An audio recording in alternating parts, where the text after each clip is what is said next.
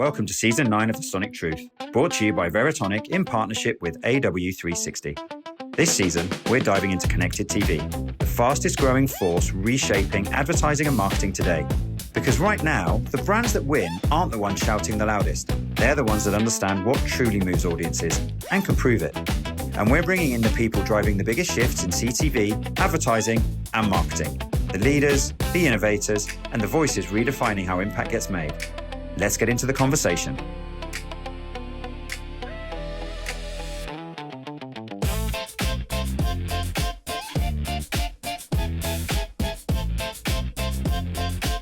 Welcome to Season 9 of the Sonic Truth podcast. We are here with Nicole Parlapiano, CMO of Tubi.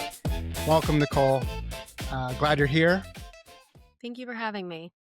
Awesome. Thank you for being here. This is an exciting season for the Sonic Truth. It's a little different. We've focused a lot on audio in the past, and we're wholly focused on CTV and television this year. And so you're the perfect person for this spot. So we called you up to lead it all off. So tell us a little bit, before we get into all things CTV, all things Tubi, give us a little bit of background on who you are and how you got here. Sure. So I have been the CMO of Tubi for 3.5 years, the first CMO that we've had. And I oversee everything from the B2B marketing side of things to communications to the viewer and the consumer side of the business. Prior to that, I was at Tinder for 3 years, and before that at WeWork. So I am new to entertainment. This is my first kind of foray in the entertainment space. And to be honest, I was pretty nervous and confused as to why Tubi was even interested in me as a CMO candidate, because I thought they would naturally want someone with a lot more entertainment experience. But the CEO at the time, who was the founder, really wanted someone to come in and kind of look at it with fresh eyes and not run the typical entertainment playbook. So I think that was pretty freeing for me, because I could just come in and look at the business for what it is and think about where it should go versus, coming from a business where I had certain assets or I knew certain things that would work. We kind of just out the gate tried new things, and they were super open to kind of look at the business differently. That's kind of the ethos of Tubi and how they entered the CTV market. They had, a thesis 12 years ago that ad-supported streaming was going to be a big market and that there was a market for it. Even when investors were telling them it's not, it's all going to be subscription, they ended up being wrong. We're seeing incredible growth, and we've continued to see incredible growth in the marketplace. Interesting. And you said you were the first CMO, so there was no one preceded you, and you stepped right into that. Yeah. And it was my first CMO job as well. At Tinder, I was not the CMO. I was the VP of North America. At Tubi, similarly, I was, the head of a regional part of the business. So it was my first CMO job as well. I had B2B experience too at WeWork.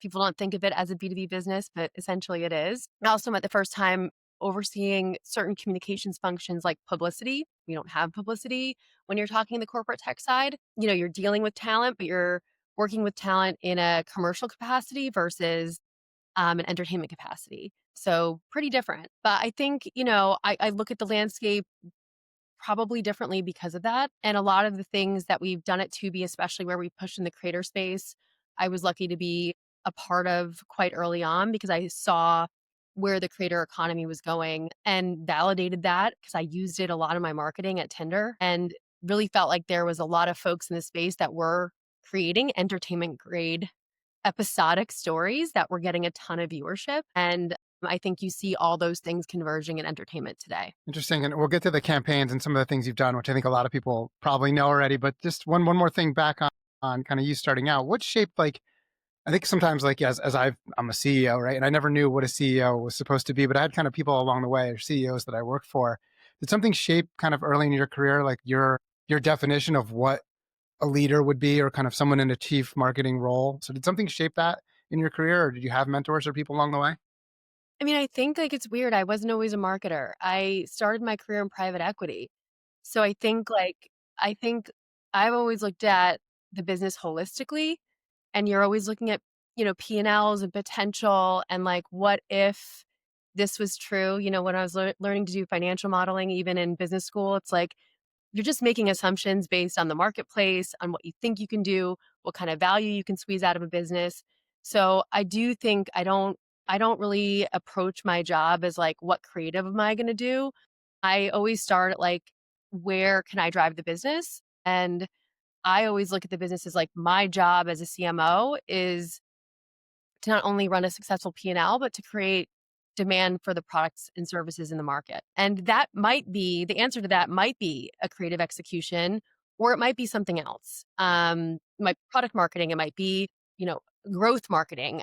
It could be a lot of different things. So I think like I always try to look at the business as like, what can marketing bring to the table? How can we prove ROI and prove value? And I think that's a challenge for anyone in this seat. You have to be extremely tenacious and really good at articulating how how you're driving the business, which has tons of challenges depending on what channels and attribution models you're working with over time. So I think I've seen marketing go through so many different phases. I remember, when we got into, I would say, the height of social and biddable and programmatic. And then with, what was it, iOS 8 coming out in, what was it, 2019 or 2020, where we were like had a signal loss then on all of our media.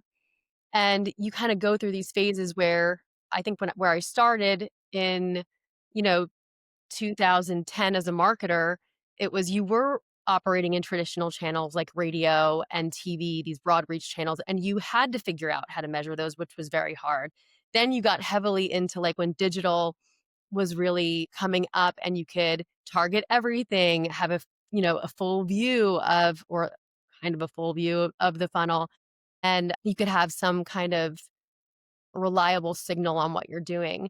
And then now we're kind of back to the old school stuff where we're measuring things on incrementality and match market test holdouts and all of those kind of things, because we did lose signal and you're realizing you're not capturing a lot of consumer touch points. So it's evolved, but I think I love playing in new channels. I love trying new things. I like to think about different types of consumers and how to engage. And I think CMOs have a different job in the C-suite, probably similar to CEOs, where like our jobs change every day based on what's going on in tech, what's going on in culture, what's going on in the media marketplace. Whereas like some of your C-suites, their jobs stay relatively the same unless there's a big accounting adjustment or a legal, a new law we have to follow that can shake things for a little while. But I feel like we're living and breathing change every day, and you just kind of have to embrace it and duck and weave. You hit something in there that's really interesting. And I think at the core of what we're really going to talk about today is kind of that blend between creativity and data. It's art and science. And I think you mentioned risk, and it's like, being able to take those risks. I want to talk about a few of your campaigns, but there's a lot of creative risk in your campaigns. It sounds to me like you're really coming at it from a strategy and then kind of opening up that opportunity to take risk. How do you blend that kind of measurement, calculations, P&Ls, what you have to deliver to, oh my God, we're going to take a massive chance creatively on this campaign? How do you set yourself up for that? And how much do you have to kind of be willing to take that risk? Yeah, I mean, I think it might look like, I think what people don't understand is there's a ton of strategic work behind all of the stuff we've ever put out. Like down to the first campaign we ever went to market with, which was Super Bowl 2023. And just to interrupt you there, just in case somebody forgot about that, can you just give us context? Yeah. Super Bowl 2023 campaign. Yeah. So 2023 was our first big campaign. We did one ad, which was called Rabbit Holes, which was our first big brand ad. And it had a real life-size rabbit abducting people and throwing them down these metaphorical content rabbit holes. The spot was completely, there was no dialogue. It was just melodic and visual. And so that was the first one. And we won a Super Clio for that. We won a bunch of awards. The second one was more of a hacking of the screen spot where we faked going back to the game. The spot ran in the fourth quarter. It was tied Chiefs-Eagles. And you don't know when these spots are going to run. Like they're floating spots. Good. You couldn't time that tie game perfectly. Yeah, this was perfect. A simple execution where we wanted to show the product. And so you fake like you're going back to the game, and then the smart bar screen on your TV pulls up and it navigates to Tubi, and it looks like it's going to pick a movie to watch on Tubi. And people really thought at that point that someone had sat on the remote, and people went nuts. Like we got Ring camera footage from like all these different homes. We got footage from people in bars screaming at these poor bartenders because they thought the game turned off.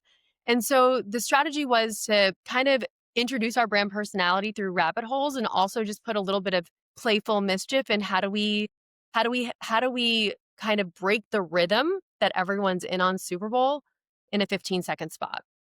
And I think that there are a couple of constraints that are helpful, especially for Super Bowl campaigns. When you think of Super Bowl campaigns, you think celebrities, you think big music, you think there is like these, you're planning like 8-9 months in advance. We did this, I think I started in August and we had to put up creative's got to be done by January. So we had a time constraint, we had a budget constraint. So I couldn't like celebrity my way out of this.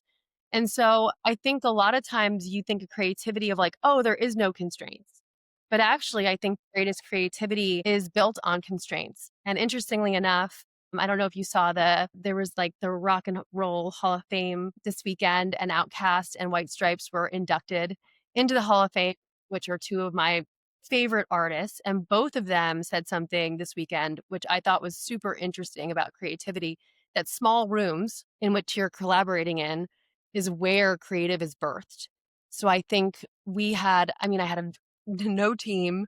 It was very small. We had financial constraints, we had time constraints, people constraints. And I think that ultimately allowed us to unlock incredible creativity and put something together that night that broke the rhythm of what consumers are seeing on screen. Yeah, the White Stripes they're built on the constraint, right? I mean, that's Jack White is a genius. It's a whole nother Yeah, podcast. and they're two people, right? Yeah, Outkast too, but it's just like, it's just like when you get, and Rick Rubin kind of talks about that in his book, The Creative Act, as well. Just like when you have constraints, like it can force you to be creative in a certain way, but it's kind of built into the process. How do you know when that feels right? Tubi's not a small company, right? It's not like, how do you create that small feel? The White Stripes, when it's just Meg and Jack, it's just them. It's almost like he could never go back. It'd be hard for him to do that now. Like, you're at a big company, it's like, We were a big company then, and we're still not that big when you think about employee size. Like, at that point, we were half the size, from a revenue standpoint. At that point, we were probably a third of the viewer base that we have now. And my team was, on the consumer side, maybe 3 people. So how do you keep it? I think there's this thing about Tubi that will always be true, and it's part of the marketing ethos that even though we get bigger, the spirit of the underdog is what makes us great. And that mentality, and that culture still permeates through. Absolutely. Because when you think about like we have had so much growth and we've had so much success, but when you look at the company we keep in streaming, there is a lot of capital and a lot of people and a lot of IP that we still don't really operate like that. So we have to be more creative. I can't just rely on a great original series like Stranger Things or Wednesday. That's not my world, but you can't look at that as like I can't do my job or I can't make entertainment meaningful. It just needs to mean something different, and it has a different use case. And we had an audience that, luckily enough, when I started and why I took the job is I saw that there are viewers that really love Tubi. They're riding super hard for Tubi, and that's a great signal as a marketer. That's just gold for me to mine. So I didn't want to I think it always comes back to, as marketers, you have to live in what's true about your brand, your experience with your product and what people love about it, instead of what you wish was true or what you think is going to work or what historically has worked for other people, right? And so I think that the consumers can tell when what you're putting in front of them is not true to what they're experiencing. So we try to reflect what the viewer experience is versus letting the content wag the dog of our brand. And how do you kind of follow up on that? So let's say you have these great creative successes, or you have things that, I'm sure there's things that don't work. What kind of post-mortem process do you run, like, as a culture, and how fast are you iterating kind of on, all right, this, and being candid that this worked or didn't work? What does it feel like what is kind of the failure culture at Tubi, and how do you kind of deal with that and learn and move on from that?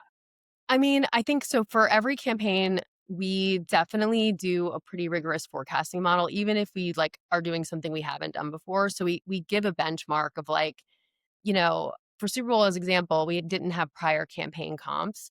So I had done a couple of Super Bowl campaigns on the media side back on my agency days. One of them was Dollar Shave Club's first one, Wix, which is like a website provider. And so I looked at like specifically for Super Bowl, because it's such a big stage, you can look at like what did their business do like that night and the week after and the 2 weeks after. So that's what we use as a benchmark. We kind of blew that out of the water. And then every campaign is kind of comped against each other. And like you also have to know when you have a unicorn event.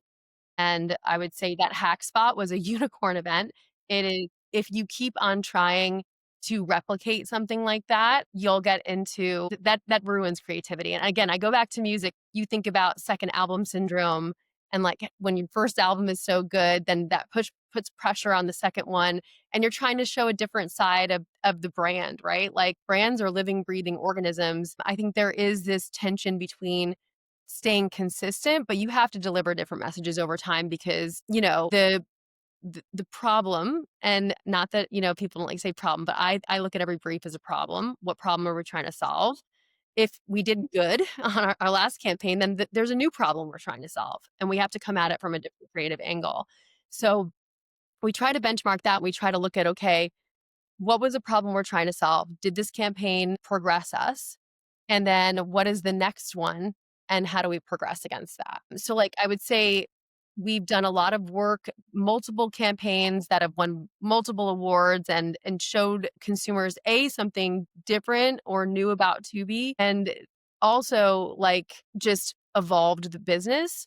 But I think 3 years later, and we've even done a complete brand overhaul where our logo, our mnemonic, everything looks different because we realized who we are was no longer reflected in the product design, or it just didn't have like a synergy with the brand. So we've kind of been on this journey of like figuring out who we are, then how does that come to life? And 3.5 years later, people know who we are. That was not the case 3.5 years ago. It's not really an awareness problem now. It's like closing that awareness to consideration gap. And where we do have to like educate people on the type of content that they want to see, and is that on Tubi? They know Tubi, but they don't know that Tubi has the content for them. And I think that's extremely challenging when you are, we have the largest, library of TV shows and movies in streaming. And we don't do this whole water cooler, like this is our original and it's for everyone and it's this biggest priority. Like we kind of cater to all these niche viewing communities that are very specific and very beloved by that community, whether it be horror or, YA romance stories that were Wattpad books. So they are, not for everyone, but they are dearly beloved to a specific community.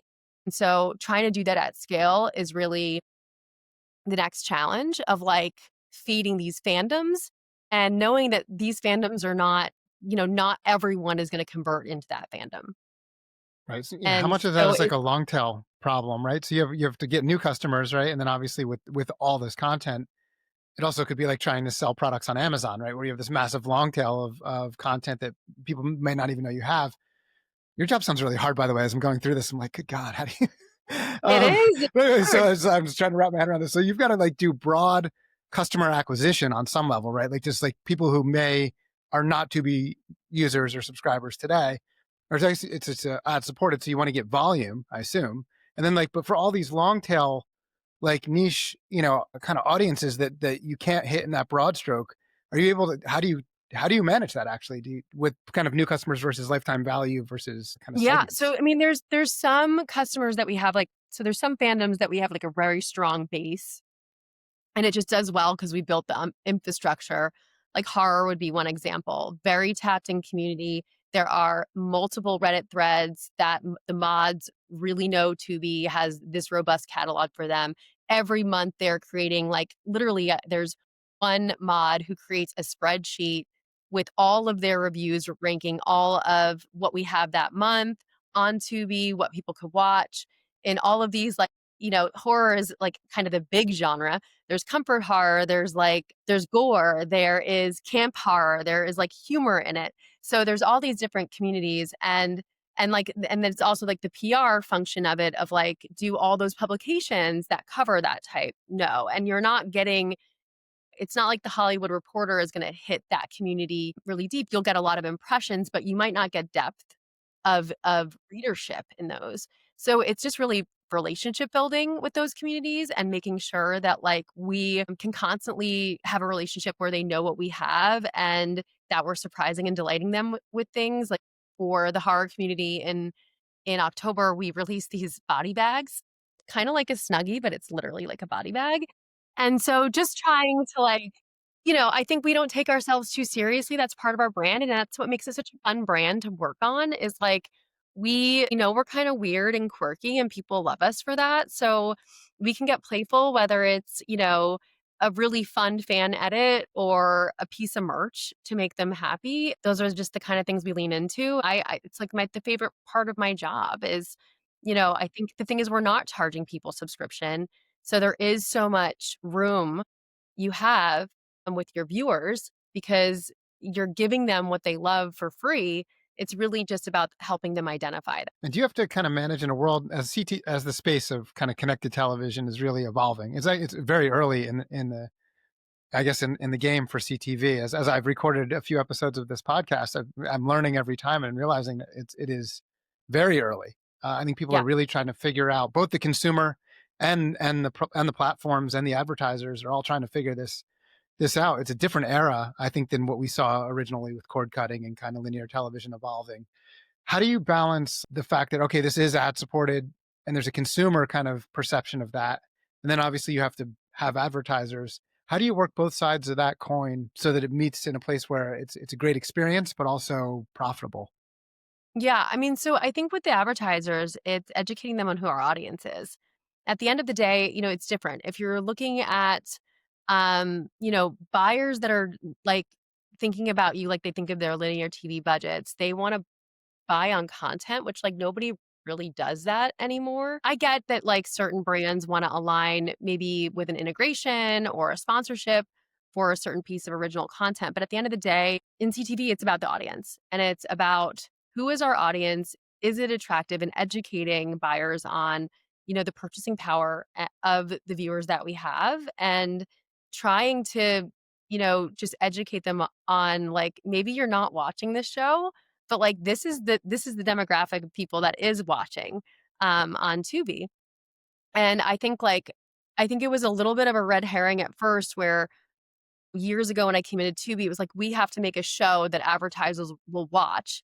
If they don't watch Tubi, then they're never going to be buyers. And to me, that was a red herring because as a marketer, if I am deploying capital where I spend my time, then I should be fired because we should be spending money where our future consumers are, our current consumers are, not based on where we spend our time. At Tinder, my demo was 18 to 24-year-old women. I'm not on Snapchat 3 hours a day talking to my friends, but I'm very aware that that's what younger women were. So I spent my money there. So I think it's really just about trying to educate more traditional buyers on the audience, the targeting capabilities, the measurement and the attribution, and think about it more like the digital space. With digital buyers, they're very, very savvy. And, they're really pushing us for CTV to measure like they can measure all of their other digital buys where there are some gaps because it's like we are on mobile, we do have mobile, but the bulk of viewing and what advertisers really are paying for is the big screen experience in the living room.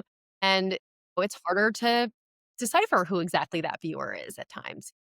So I think that and we've talked about this before, you and I, about like just being quicker on the creative optimizations, like how are you getting a read on the commercials that are running on CTV in, a 24-hour period versus waiting 6 weeks until a campaign Right. is over. So it's kind of like we're educating, we're trying to push ourselves to get better. And at the same time, we do have advertisers that are pushing us to get better. So I think it's a really healthy tension. Yeah, no, it's interesting because it is digital ultimately, and I think the expectation of the digital buyers is very much like the internet, but the problem with content that has time associated with it, video and audio and these other things, or just media, it doesn't happen in the same direct way. Right? It's very fragmented. Like, so people experience the content in a more broad sense, and they're not usually anyway going to react like instantly, right? They're in the middle of watching a show, so the influence is going to change. Versus I might run something online or on social, and I could click right away and buy it very quickly. So that attribution is right up front. Do you see that as people kind of? I think in the same way. I think the same thing about TikTok. Like, right. Not everybody's going to click. Like, they want to stay in their TikTok feed. You're going to have that lag even in social or even on YouTube, where we're like skipping through ads and you're like, you see something and it makes an impression and you're maybe going to take an action, but it's not going to happen through a click. The thing is about the CTV screen is like, you have to be super careful as we're trying to build all these new ad products. You have to really think about the big screen and think about like what's going to be intrusive to someone and what's going to be additive. And as we like enter into this, shoppable era of CTV, like how do you make that seamless when people are like getting your remote and trying to click on an ad or an offer is just so wonky, and you've got your phone on you anyway, so you're usually doing things with your phone and you can get signal. Like when we run in linear, during NFL, no one's going to fucking stop the game and turn off the game and go watch something on Tubi, but we do see lifts on people on their phone then going on Tubi while they're watching a game just to check out what's there. And we are, getting better at time stamping. Okay, like how long does it take for that viewership to come in? It's probably not going to happen on Sunday night. Like they're watching games all day and, they're then Monday, Tuesday, we'll get into viewing sessions, or maybe we'll get into viewing sessions by Thursday or Friday. So I think it's this balance of like, I think for us, because we are ad supported and free, to be really protective of the user experience and make sure that it's not this, like people have different words of it, the slopification or the shitification of media, and, making sure that we have things that are additive to the experience. I love like one of the formats we have that is not unique to us, but we have binge ads where like an advertiser can sponsor an entire movie ad free. And that is such a great gift to give to a viewer.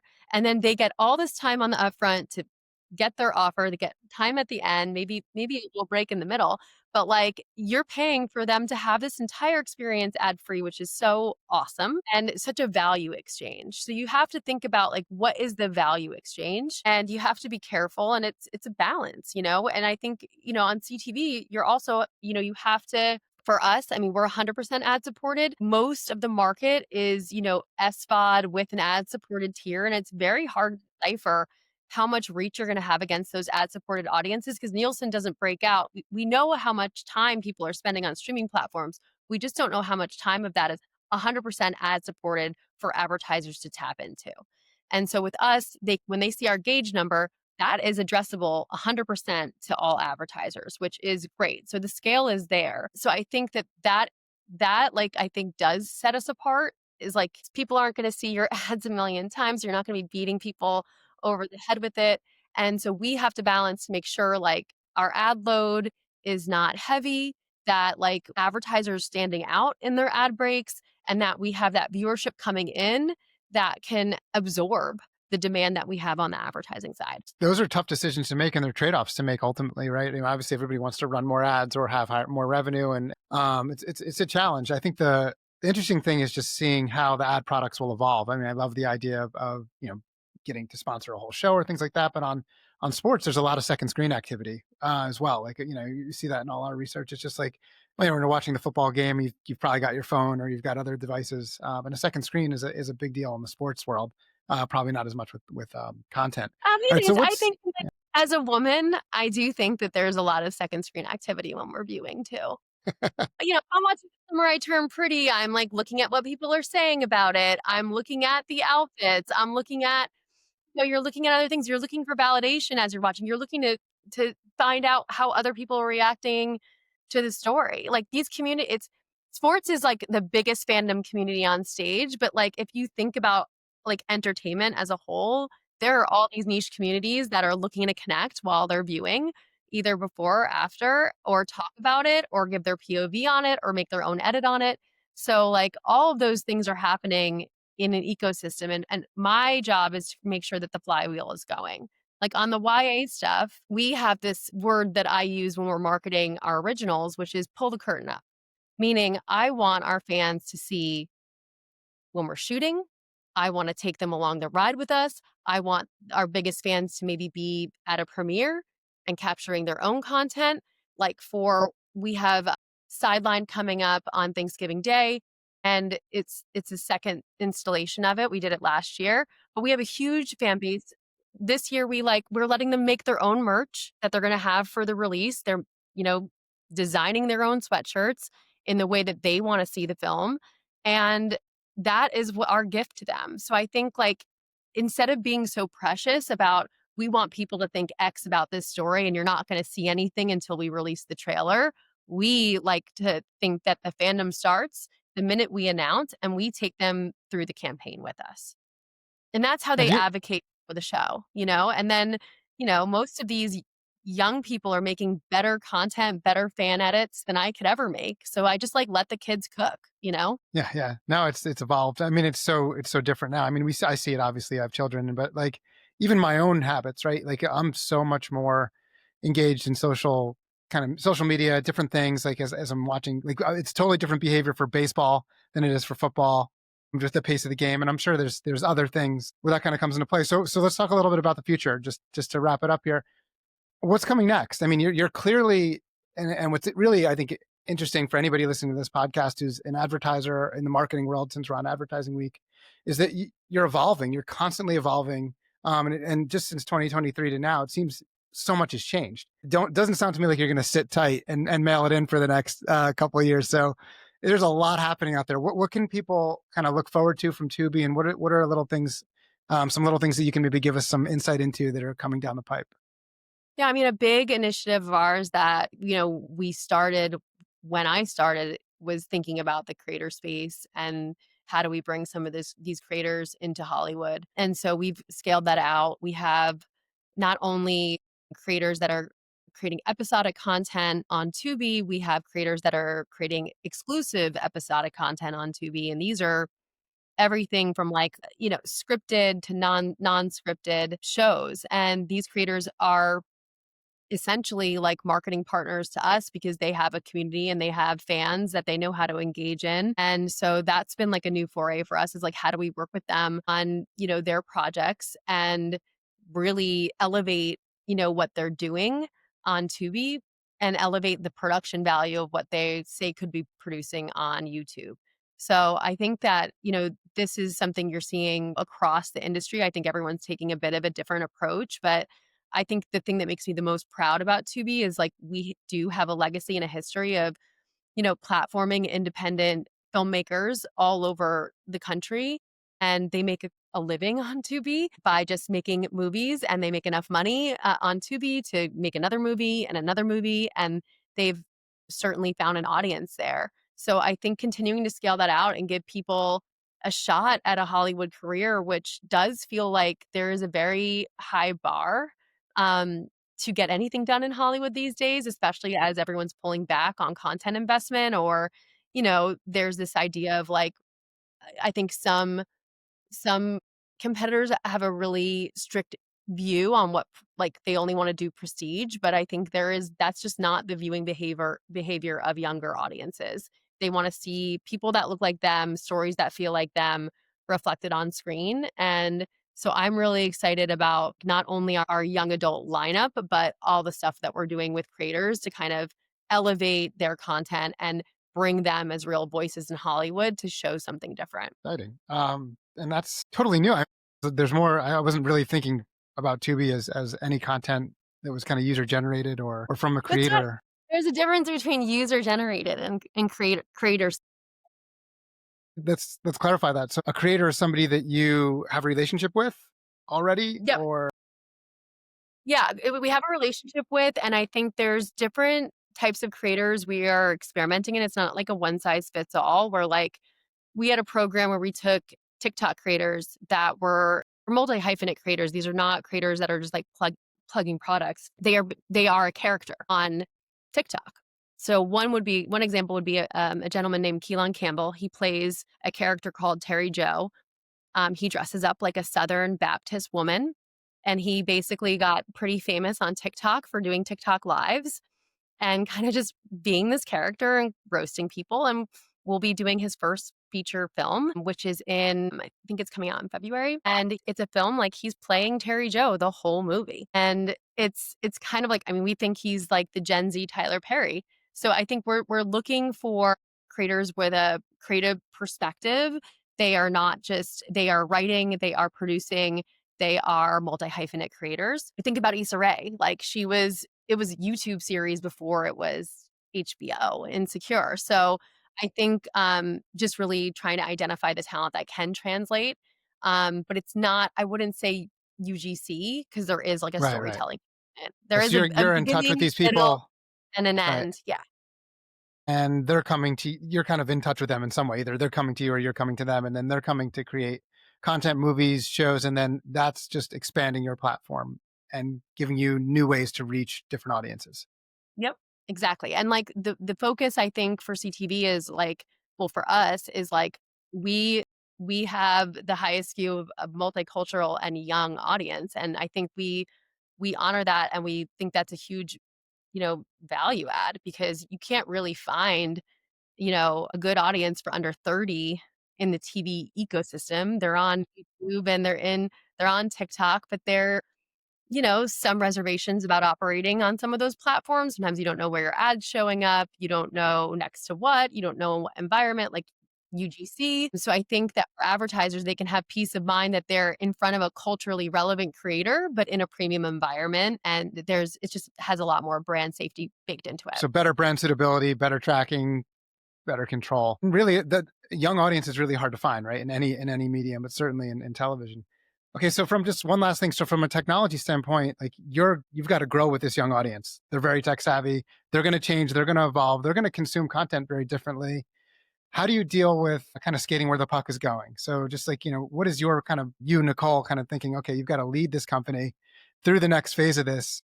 How do you approach that? And how much of that is, not getting complacent with where you are and kind of growing there? What is your kind of philosophy? And what advice would you give somebody kind of thinking about the future in CTV? I'm like a culture vulture, so I'm like in it.